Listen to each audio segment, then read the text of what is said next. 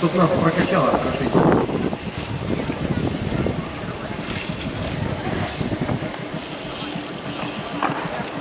Их всего 4, но это не уменьшает.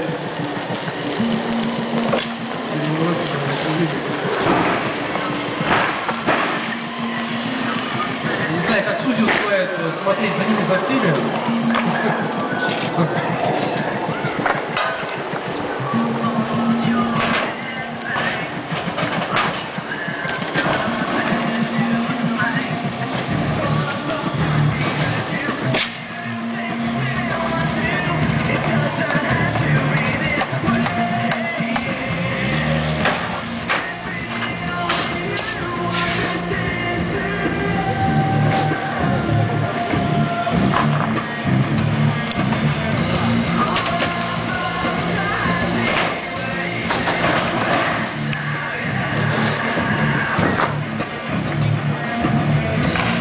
На ваших глазах сейчас высоко в небе был Дмитрий Шишмаков.